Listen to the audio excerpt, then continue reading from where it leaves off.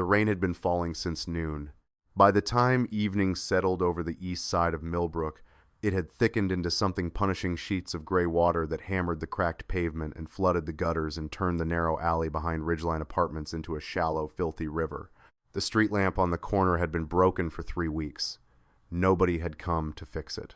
Kara Whitfield stood in the kitchen of apartment 4C, her back pressed against the refrigerator, watching her mother move around the room with the frantic, unfocused energy of someone who had already made a decision and was now only performing the ritual of pretending she hadn't. Diane Whitfield was 51 years old. She had the hollowed-out look of a woman who had traded everything she once valued: her marriage, her health, her credibility for the particular temporary comfort that casino chips could provide. Her hands, which Kara remembered as warm and certain when she was small, moved constantly, now touching her hair, smoothing her shirt, picking up a glass and setting it down without drinking. "He's coming at 7, Diane said without looking at her. "Who is?" "His name is Harmon. He handles collections." Kara set down the dish towel she'd been holding. She had been washing the same 2 plates for 10 minutes. Not because they needed washing, but because having her hands occupied helped her stay calm. "Mom, how much?" Diane's jaw tightened. 38,000. The number landed like something physical. 38. Kara stopped, breathed. Over how long? 14 months. Kara looked at the water stain on the ceiling. It had been there since she moved back in January when her own lease had ended, and she'd told herself it would only be temporary. She had meant it to be temporary. She had a job at a dental office on Clement Street. Modest hours, modest pay, but enough to start saving for her own place again. She'd been here 4 months. She'd saved almost nothing because every week her mother needed something. The electric bill, the car insurance, a loan she promised to repay, $38,000. "We'll call a lawyer," Kara said carefully. "We'll look at options. There are people who help with... He's not that kind of collector." Diane finally turned to look at her. Her eyes were steady in a way that frightened Kara more than tears would have. "And I've already made an arrangement." The knock came at exactly 7. The man who entered when Diane opened the door was not what Kara expected. She had built an image in her head, thick-necked, tattooed, the kind of man who leaned in door frames and made the air feel smaller. The man standing in the hallway was none of that. He was tall and lean, wearing a dark jacket that was too well cut for this neighborhood. His skin was a rich, deep brown, his close-cropped hair beaded slightly with rain, and in his stillness he looked like someone entirely accustomed to rooms far more elegant than this one and was choosing, for reasons of his own, not to say so. He looked at Diane first, then his gaze moved to Kara. It stayed there. Something passed across his face, too brief, and too controlled for Kara to name it. Not surprise, exactly. Something quieter than surprise. Something that looked bewilderingly like recognition. She had never seen this man in her life. "Mr. Harmon," Diane said. There was something obsequious in her voice that made Kara's stomach turn. "Bennett," he said. His voice was low and unhurried. "Just Bennett." He stepped inside. He did not look around the apartment the way strangers usually did, cataloging its poverty, reassessing the people in it based on the water stains and the secondhand furniture. He kept his eyes on Kara with an attention that was not predatory but was also not casual. Diane moved between them with the agitation of someone who wanted to finish a transaction before she lost her nerve. "As I told you," she said, "I don't have the cash. But I do have." She gestured toward Kara in a way that made the gesture's meaning unmistakable, something else to offer. The room went silent except for the rain. Kara did not move. She felt as though the floor had tilted slightly beneath her, as though the reliable geometry of the physical world had been quietly altered. She looked at her mother. Her mother did not look back. "She's 24, Diane said. "She's not difficult. She can cook. She can clean. Mom." Kara's voice came out steadier than she felt. "Stop talking." Diane stopped. The man named Bennett was still looking at Kara. His expression had not changed, but something in the quality of his stillness had shifted. It was heavier now, more deliberate, like a man choosing very carefully how to carry the weight of what he was hearing. "She doesn't know you," Kara said to him directly, because addressing this situation required addressing him, and she was not going to spend another second pretending otherwise. "She doesn't know what she's agreeing to. She doesn't speak for me." He nodded once slowly, as though she had said something he already knew and had been waiting to hear confirmed. Then he spoke. His name was not Harmon. That was the first thing he had decided years ago about the collection work he occasionally undertook personally. He would never use his real name. Not because he was ashamed of it, but because his real name came with architecture-attached expectations, histories, the way people's behavior warped the instant they knew who they were actually dealing with. Marcus Bennett had learned early that the most honest version of any interaction was the one where the other person didn't know they were standing in front of a man worth $900 million. He had been called in on the Whitfield debt as a personal favor to an associate who owed him something larger. The arrangement had been simple: verify the situation, recover what could be recovered, report back. He had not expected to walk into apartment 4C and find himself standing 10 feet from a young woman he had been thinking about in various forms of carefulness and restraint.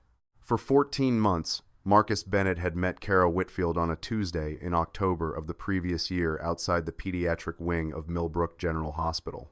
His daughter Naomi had been admitted for a respiratory infection, her third that year, severe enough to require monitoring. Not severe enough to be terrifying, but Marcus had been terrified anyway because Naomi was 7 years old and her mother was dead. And when you were the only person standing between a 7-year-old and the world, every hospitalization felt like the universe reminding you how thin the line was. He had been in the hallway outside Naomi's room, on the phone, when he heard a small voice say, "I don't want the shot." He looked up. A little girl, not Naomi, a stranger's child, was standing in the corridor in a hospital gown, frozen, eyes wide with the particular terror of a child who has been brave for a long time and has run out of brave. A nurse stood nearby looking harried. And then a young woman came around the corner carrying 2 paper cups of juice and a small bunch of balloons she had apparently just purchased from the gift shop downstairs. And she crouched down on the floor right there in the middle of the corridor, completely unbothered by the linoleum and the foot traffic. And she held out one of the balloons and said, "What if you hold on to this, and it holds you because you can't fly away, and neither can it?" The little girl had stared at her, then taken the balloon.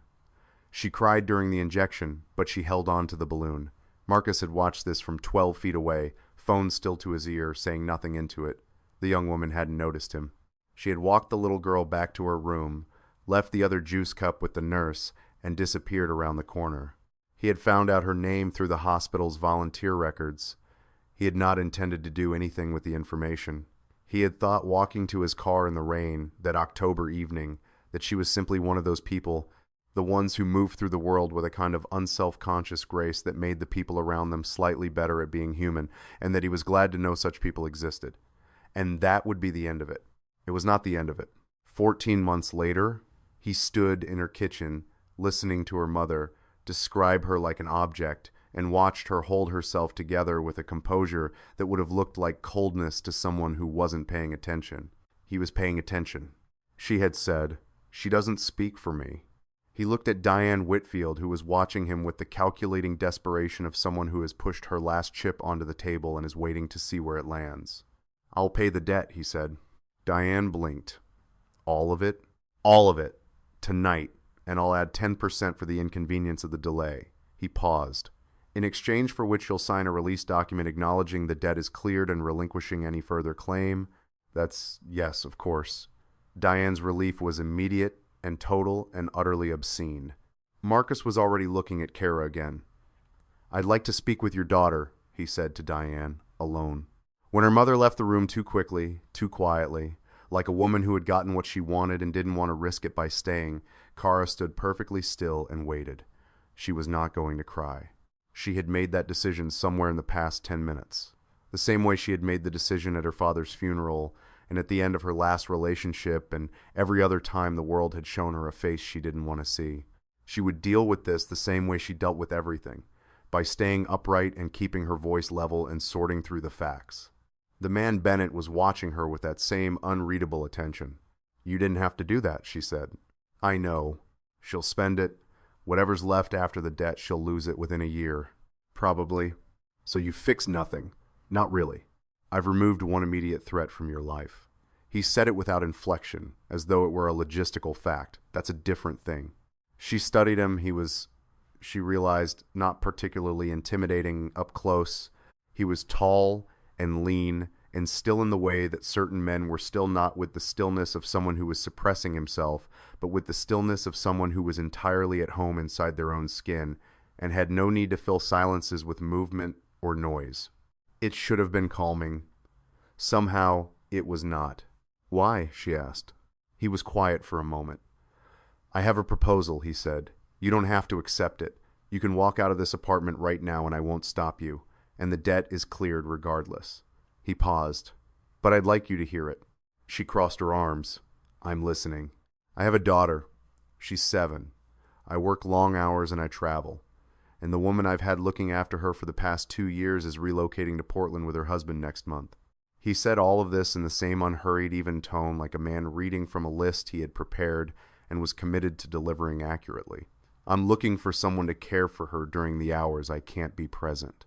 Live-in arrangement, private room, private bath, full room and board, fair salary, no debt attached, no obligation beyond the employment contract." Kara stared at him. "You're offering me a job," she said, "because my mother just tried to sell me to you. Because," he said carefully, "you're the right person for the job and you need somewhere to be that isn't here." She looked at him for a long moment. There was something infuriating about how reasonable he was being, how measured and precise, how unreadable. She had no idea what he wanted. She could not tell, as she could usually tell with men, what the subtext was, where the manipulation was buried. "I don't know you," she said. "I don't know anything about you." "That's fair." He reached into his jacket pocket and placed a business card on the kitchen counter between them. Not handing it to her, placing it, leaving the choice entirely to her. "My name, my address, my office number. You can verify everything before you decide." She didn't touch the card. Why would a collections agent have an office? Something shifted in his expression. Not a smile. Smaller than that. A slight warming at the corners. "I'm not a collections agent," he said. "I own a company. Bennett Group manages commercial properties and a few other interests. I was doing this as a favor." He paused. "I don't usually do favors this way. This one was an exception." She looked at him for a long time. Then she picked up the card. "Marcus Bennett, Bennett Group, CEO. Think about it," he said. And he was already moving toward the door. She called the office number the next morning. She had expected a switchboard, an assistant, a woman who would take a message that would never be passed along. Instead, Marcus Bennett answered on the second ring. "I have conditions," Kara said. "Tell me." "I keep my job at the dental office. Whatever hours you need me for, I fit around my existing schedule or we negotiate. I'm not giving up my income to be entirely dependent on your employment." "Reasonable." "I have my own room with a lock that I control, already included. I meet your daughter before I agree to anything." She paused. "If she doesn't like me, the deal is off." He was quiet for a moment. "The deal," he said, "was never contingent on her liking you, but I'd like you to meet her anyway." They met on a Saturday afternoon at a small park near the house. Not the house itself, Kara noticed. Somewhere neutral first. She respected that. She found him already there when she arrived, sitting on a bench with his jacket off despite the October cold, while a small girl with warm brown skin, thick coils gathered into 2 puff ponytails, and his same dark eyes climbed a rope ladder with the focused determination of someone attempting a summit. Naomi Bennett was 7 years old, and she had the quality that certain children have of seeming to have been born in the wrong century, thoughtful beyond the usual range, with a tendency to stop mid-sentence and reconsider what she'd been about to say, as though she had decided early that words were worth spending carefully. She had also, in the particular way that 7-year-olds have, no interest in pretending to reserve judgment. She looked at Kara from the top of the rope ladder with steady, assessing eyes. "Dad said you might come to help look after me," she said. "He mentioned it." Kara said, "Do you like dogs?" "I like most animals." Naomi considered this. "We don't have a dog, but I want one." "Dad says when I'm older." She paused. "Do you think 8 is older?" "Possibly." Naomi looked at her father. "She's okay," she told him. It was delivered with the authority of a verdict. Marcus looked at Kara over his daughter's head. There was something in his expression that she would think about later, lying awake in the small room at the back of her mother's apartment for the last time. Something careful and warm and briefly unguarded before he looked away. She moved into the house on a Thursday. The house was not what she expected. She had anticipated something that broadcast its own wealth in every surface, marble and glass and furniture chosen to signal arrival rather than comfort. What she found instead was a large, slightly underdone craftsman on the quieter end of Hafford Street with deep porches and mismatched bookshelves and a kitchen that had clearly been used for actual cooking. Naomi had drawn pictures on the back of the pantry door in marker. Nobody had painted over them. The staff, a housekeeper named Patricia, who arrived 3 mornings a week, and a driver named Jean, who Marcus used for travel, treated Kara with the careful neutrality of people who had learned not to form opinions too quickly. She suspected this had more to do with the history of the position than with her specifically. She didn't ask. She settled into the rhythms of the house carefully, taking up exactly the space she'd been given and no more. She walked Naomi to the school bus in the mornings. She was there when the bus came back in the afternoons. She kept her evenings for her own work and reading, and the careful private rebuilding she was doing of her own sense of who she was after the wreckage of the previous month.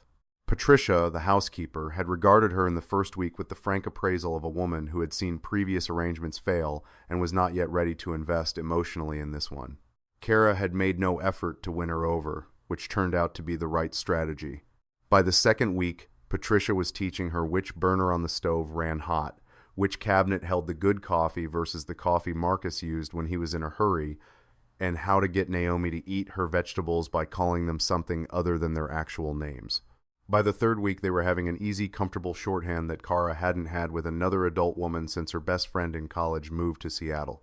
Jean, the driver, she saw less frequently, mostly when he dropped Marcus off in the evenings or collected him early in the mornings. He was a compact man in his 60s with a dry sense of humor and a veteran's habit of saying very little and meaning most of it. He called her Miss Whitfield for the first month, and then one morning without ceremony switched to Kara, and she understood this was a kind of acceptance and was grateful for it in the quiet way that such small social rituals deserve. The neighborhood itself felt like a different city from the one she'd been living in. She had grown up in neighborhoods like Ridgeline, the kind where things were always slightly broken, and nobody was quite surprised when they got worse. Hafford Street had mature trees and working street lamps, and a bakery on the corner that sold things Kara could not have justified spending money on a month ago, and now ate on Saturday mornings while Naomi did art projects at the kitchen table. She felt occasionally, and without quite meaning to something, close to guilt about this, about the ease of it, the warmth of it, the way good material circumstances turned out to make kindness easier and fear quieter. Marcus was present without being intrusive. He worked late most evenings and left early most mornings, and there were weeks when Kara saw him only across the dinner table when he made it home in time, which was perhaps 3 nights out of 7. He was quiet and attentive, and he asked Naomi questions about her day that were specific rather than generic. Not how was school, but did you finish the science project, or did Mrs. Alderman explain the part about continental drift, or is that next week? And Kara watched him with his daughter and thought, this is a man who knows how to love something. He just doesn't know where else to put it. She did not examine this thought closely. Naomi's relationship with her, meanwhile, developed the way genuine children's relationships develop. Not in a straight line toward warmth, but in sideways steps, sharing books unexpectedly, asking Kara's opinion on things in the deliberately offhand way of someone who cares but doesn't want to seem to care. Tucking herself against Kara's side during the evening movie they'd started watching on Fridays without anyone formally proposing this as a tradition. Naomi spoke about her mother rarely and obliquely the way children do when they've learned that certain subjects make adults sad and they've decided protectively not to bring them up. Kara followed Naomi's lead on this and did not push. In one evening, Naomi looked up from her book and said in the same tone she might have used to report a fact about geography, Mom liked birds. We had a feeder in the backyard of our old house. Kara had said, we could get one here. And Naomi had looked at her with something so undefended that Kara had had to look at the television for a moment to find her footing again. They got the feeder the following Saturday. Marcus had driven them to the garden center and carried it to the car and installed it on the back porch that same afternoon without a word about any of it. He had simply done it the way he seemed to do most things that needed doing, with the quiet efficiency of someone who had decided it mattered and therefore required no further commentary. The thing she had not anticipated was the ease of it. She had expected discomfort, the constant awareness of being in someone else's space, on someone else's terms. She had expected to feel the weight of what her mother had done as a kind of contamination on every interaction. Instead, she found that the house absorbed her. And she found that Naomi made her laugh for the first time in months. And she found that, after a while, she stopped bracing herself for the thing that was going to go wrong. She should have been more careful about what that feeling meant. It was Naomi who found the folder. She had been looking, she explained with complete innocence, For the colored pencils she was sure she'd left on the desk in her father's study. She had not found the pencils. She had found on the corner of the desk a manila folder with Kara's name written on the tab in her father's handwriting. She had brought it to Kara with the simple, unmalicious curiosity of a 7-year-old who had found something interesting. Kara had told her to go practice her spelling words. Then she had sat down at the kitchen table and opened the folder. Inside were records. A recommendation letter from the dental office on Clement Street. The letter she now realized had resulted in her being hired there, which she had always assumed was the result of her own interview. Attached to it was a short note in Marcus's handwriting. Solid candidate. Previous volunteer experience at Millbrook General. Behind that, a printout of a small scholarship she had received during her last semester of community college. The scholarship had been through a private foundation she had never been able to find much information about. The foundation's name was listed at the top of the printout. Below it, in the same handwriting, confirmed awarded. Behind that, a copy of an email from the property management company that had rented her the apartment she'd had before she moved back to her mother's. The email confirmed her application approval. In the margin, a note she recognized as administrative shorthand, flagging the file as a priority approval. She sat with the folder open in front of her for a long time. She counted backward. 14 months. The scholarship had been 14 months ago. The dental office job had been 13 months ago. The apartment had been 12 months ago. He had been arranging things for her since October of the previous year, since the hospital, since the balloon. She thought about all the moments she had felt over the past year that she was catching breaks, skull-lucky breaks, the kind of thing you attribute to the random benevolence of the universe and feel briefly, quietly grateful for. The job interview that had gone better than expected, the scholarship she'd almost hadn't applied for, the apartment approval that had come through in 3 days instead of the usual 2 weeks. None of it had been random. She closed the folder. She sat in the quiet kitchen for a long time, listening to the sound of Naomi upstairs, reciting spelling words to herself in the particular sing-song rhythm she used for memorization. Then she stood up, walked to the hallway, took her coat from the hook by the door, and went outside to wait for Marcus to come home. He arrived at 8:17, later than usual, already loosening his tie as he came up the porch steps.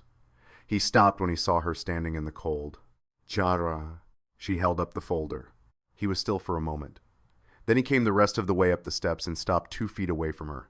And she could see in the particular quality of his stillness that he had been expecting this moment, not now perhaps, but eventually that he had known it was coming and had not found a way to prevent it. How long, she asked. Her voice was level. She was proud of how level it was. Since October, 14 months. You arranged my job, my scholarship, my apartment. I ensured you had fair consideration for each of them. I didn't. Don't. The word came out sharper than she intended. She took a breath. Don't try to make it smaller than it was. You intervened in my life systematically for over a year without telling me. He didn't argue. He said nothing, which was somehow worse. Why? She asked. He looked at her steadily. Because I saw you in that hospital corridor and I thought... He stopped, started again, more carefully. You were crouched on a linoleum floor holding a balloon and you made a frightened child feel safe. He paused. And I stood there watching and I thought, that's what it looks like. That's the exact shape of what it looks like when someone is genuinely good. He paused. And then I found out you were living above a laundromat on a part-time income. And I found out about your mother. And I thought, another pause, longer. I thought I could make it easier without changing it, without taking anything away from you. You didn't think it was worth asking me. I thought you'd say no. The honesty of it stopped her. You were right, she said after a moment. I would have said no. I know. She looked at him at the way he was standing straight, undefended, not trying to make himself easier to forgive. Why the job? The one here with Naomi? If you already had channels to help me, why? Why this? He was quiet for a long time. The porch light caught on the dark brown of his hands as he loosened and reclosed them once at his sides, the only visible sign that this cost him anything. Because the other arrangement was beginning to feel, he said at last, very carefully, like something I was doing for myself, and I wanted to do something that was only for you. She didn't know what to say to that. She looked at the folder in her hands. She looked at him. She thought about her mother's apartment and the broken street lamp and $38,000 and how she'd felt in the kitchen of this house when she stopped bracing for things to go wrong. I need time, she said. Take all of it. She went inside. She did not come to breakfast the next morning or the morning after that. She arranged her schedule around the hours when he was least likely to be home. Naomi, who was 7 years old and perceptive in the way that children who have lost something important become perceptive, watched all of this without comment. On the fourth evening, Kara found a note slipped under her door. 3 words in his handwriting. I'm still here. She put it in the drawer of the nightstand and didn't throw it away. Her mother called on a Tuesday. Kara almost didn't answer. She stood in the driveway of the Hafford house with her phone in her hand, looking at the name on the screen and thinking about not answering for the first time since she was old enough to have a phone. Then she answered, I need you to come. Diane's voice was strange. Not the usual controlled desperation, but something raw, more frightened. There's someone here. He says the debt isn't cleared. He says Harmon only covered part of it. That's not possible. I saw the amount. Kara, please. He's here right now. She went. She drove to Ridgeline Apartments in the early dark, talking herself through it with the practical internal voice she used for managing her own fear. Assess the situation. Leave. If it's dangerous, don't agree to anything. She parked on the street and took the stairs and knocked on the door of 4C and waited. The door opened. The man standing inside was not a debt collector. She knew this immediately. He had the look of someone who had never worked in any field that could be described as collection. The look of someone who borrowed other people's threatening arrangements and wore them badly. He was in his 50s, thick in the way of a man who had once been stronger, and behind him, her mother was sitting on the couch looking for the first time in Kara's memory genuinely small. Miss Whitfield, the man said, we have an arrangement to discuss. I'm not party to any arrangement. Your mother disagrees. He stepped aside and she saw on the coffee table a document with her own name on it. She's assigned certain obligations to you in exchange for the clearing of a secondary debt, a gambling debt, a private one, not covered by your friend's payment. My mother doesn't have the authority to... He says she does. He smiled in a way that didn't involve his eyes. You're welcome to call a lawyer. That'll take 3 or 4 days. In the meantime, you're here, and so am I. And we can discuss this like reasonable people. Kara looked at her mother. Diane met her eyes and then looked away. The thing that happened inside Kara then was not grief exactly.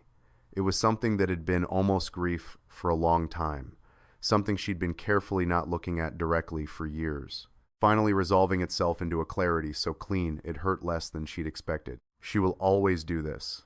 The thought arrived without drama, without accusation. Every time. Always. She looked at the man. I'm leaving. I don't think. If you touch me, you'll be explaining that to a lawyer and then to the police. She kept her voice completely flat. Move. He moved.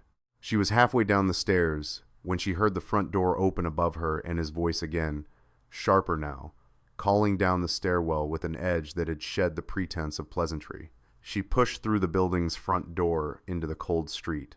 A car was parked in front of hers. Marcus Bennett was leaning against the hood of it, his arms folded, watching the building entrance with an expression that was very still and very focused in a way she had not seen on him before. The expression of a man who has been assessing a situation and has finished assessing it and is now in a completely different operational mode. In a neighborhood like Ridgeline, with the bad pavement and broken fixtures and all the quiet assumptions people made, he looked like a black man who had learned exactly how much restraint power required and exactly when to stop pretending he had none. She stopped on the sidewalk. How did you know? Patricia saw you leave, she told Naomi. Naomi told me, he paused. Naomi also told me where she'd heard you say your mother lived. Children remember things. The man from upstairs appeared in the building doorway. He looked at Marcus. Marcus looked at him. What happened in that look was, Kara thought later, not particularly dramatic from the outside. No raised voices, no movement.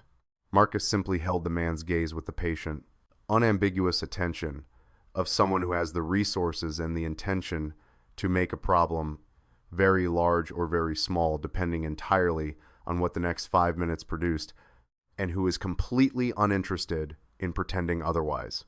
The man stepped back inside. The door closed. Marcus took out his phone, made a brief call, said a name and an address, and the words, I want this fully resolved by tomorrow morning, and put the phone away. He looked at Kara. The street lamp above them was working, and she could see him clearly, the tension that had been in his jaw a moment before softening now, the careful way he was not asking anything of her while making it completely clear that he was there. Naomi left her light on, he said quietly. She told me not to come back without you. She told him later in the kitchen over tea that neither of them was really drinking, that she'd spent 4 days trying to be angry at him and had mostly succeeded, and then had spent the following 4 days being angry at herself for not staying angry because the anger had been clean and the alternative was considerably more complicated. He listened to this without interrupting. The thing is, she said, wrapping her hands around the mug, you were right that I would have said no, but not because it was wrong, because she stopped. I've spent a lot of time making sure I didn't need anyone, because needing people meant needing my mother. And she was. Another stop. Longer. She was always going to let me down. I knew that at 7 years old. I just didn't want to know that. I knew it. You don't have to explain yourself to me, he said. She looked at him. I want to because I've been sitting in that room for 4 days working out the difference between what you did and what she did. My mother decided things about my life without my knowledge because it was easier for her. You decided things about my life without my knowledge because... She hesitated. Because I wanted to give you options, he said, not direct you. I wanted you to have more doors and I didn't want you to feel obligated to any of them, including the door to this house. He was quiet. Including that one, he said at last. Yes. She looked at him for a long moment. That's the part that confuses me the most. You could have introduced yourself at the hospital. You had a reason to be there.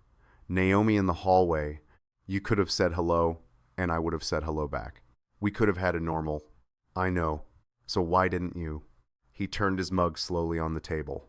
Because I was standing in a hospital corridor and my daughter was sick and I was not in a good place that month. And I watched you with that child, and I thought, this is a person I don't want to approach in the wrong way, in the way where I become someone who saw something he wanted and acquired it. He paused. I've done a lot of acquiring in my professional life. I'm good at it. I didn't want to do it to you. The kitchen was quiet. Outside, the wind had picked up. So instead, Kara said, you tried to make my life slightly better without taking any credit for it. When you put it that way. No, I mean it. She set her mug down. That's what you did. You tried to help someone without making them feel the help. She looked at him steadily. That's not nothing, Marcus. It was the first time she had used his first name. She watched him notice it. Naomi needs a dog, she said. He blinked. What? She told me 8 is old enough. I think she has a point. She looked at him. We could look on Saturday. If you're not... I'm not, he said. I'm not busy Saturday. The kitchen was quiet for another long moment. Kara looked at her tea. Marcus looked at her. I'm not leaving, she said finally and simply. I want to be clear about that. I'm staying because I want to be here, not because of the debt or the arrangement or any of it, because I want to be here. He said nothing for a moment. I know the difference, he said softly, between someone who's staying and someone who's staying. She understood what he meant.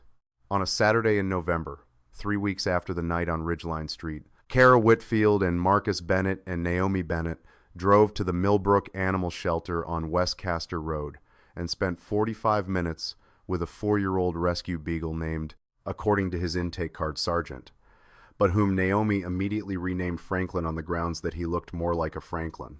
Franklin came home with them in the back of Marcus's car, where he fell asleep with his head on Naomi's lap and his back paws on the seat, in the general attitude of a creature that had been waiting for exactly this specific car and was enormously pleased to have finally found it. Kara sat in the passenger seat and watched the city pass. She had called her mother that morning. She had kept the conversation short and clear and entirely without cruelty. I love you. I'm not coming back. If you decide to get help, I will support that. But I cannot keep being the person you trade when you need something. Her mother had said nothing for a long time. Then she'd said, I know, in a voice so small it was almost unrecognizable. And Kara had believed her. And then she'd ended the call and sat for a few minutes in the quiet of her room and let herself feel the weight of it without trying to make it lighter than it was. Then she'd gone downstairs, and Naomi had been waiting at the bottom in her coat with Franklin's leash already in her hand, and Marcus had been in the doorway with his jacket half on. And Kara had thought, this is a family. Not the family she was born into, the one that had been carefully and incrementally and without anyone naming it as such building itself around her. The drive back from the shelter was loud with Naomi's plans for Franklin, which included a personalized sleeping mat, a schedule of walks that divided responsibilities fairly between all three household members, and a birthday party in April that she was already beginning to plan in detail. Marcus listened to all of this with the patient attention he gave everything his daughter said, occasionally asking a clarifying question that sent Naomi off on another elaborative branch.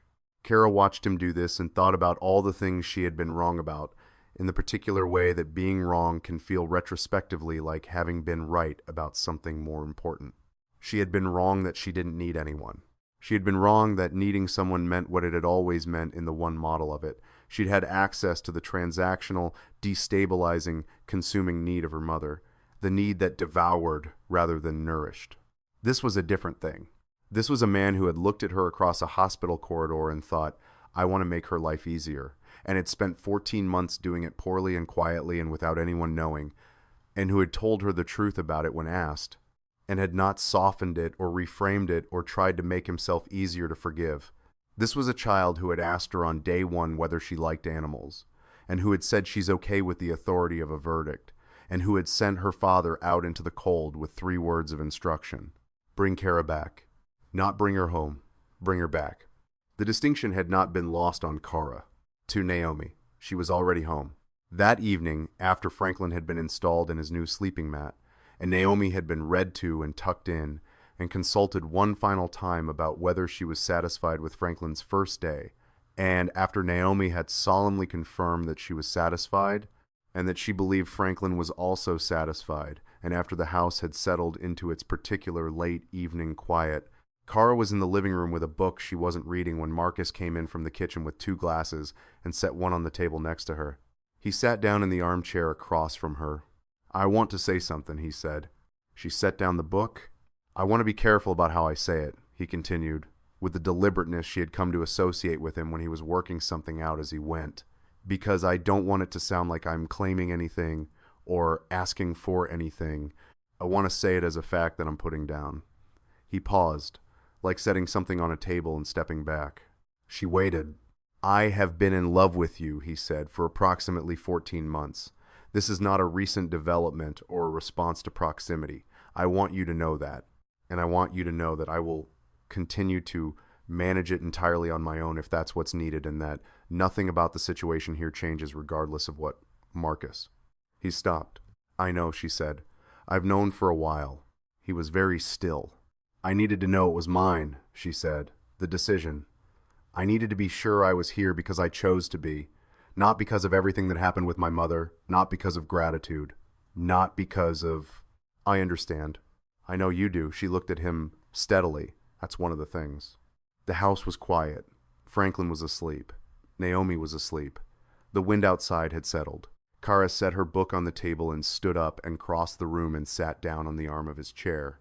And Marcus Bennett looked up at her with the expression of a man who had been very careful for a very long time and had arrived finally at the moment when carefulness had done everything it could. She'll be happy, Kara said quietly. Naomi, I want you to know that. I know that. So will you, he said. It was not a promise. It was a commitment. She believed him.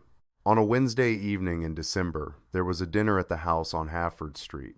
Not a formal dinner, a family dinner, the kind where the serving dishes are passed rather than plated, where Franklin occupies a position under the table that is officially not permitted and practically ignored, where Naomi tells a story about something that happened at school that goes on considerably longer than necessary and is nonetheless given full attention by both adults at the table. At some point in the middle of Naomi's story, something involving a dispute over whether a salamander could technically be considered a dinosaur, a position Naomi held with the conviction of someone who had already made up her mind and was not especially interested in the counter-arguments, Kara became aware that she was laughing, not politely. Not the managed laugh of someone performing engagement, but actually laughing. The kind that tightens the muscles around the eyes and makes it briefly difficult to breathe, the kind she had almost forgotten she was capable of. Marcus was watching her laugh with the expression of a man who had been given something he did not allow himself to want for a long time and had not yet caught up to the fact of receiving it. She met his eyes. He looked away first, but not before she had seen it clearly. At the end of the meal, Naomi looked from Kara to her father and back again with the appraising look she had given Kara on their first meeting. The look of someone running a final calculation and finding it satisfactory. "This is good," she announced. "The chicken?" Marcus asked. "The everything," Naomi said, with 7-year-old authority.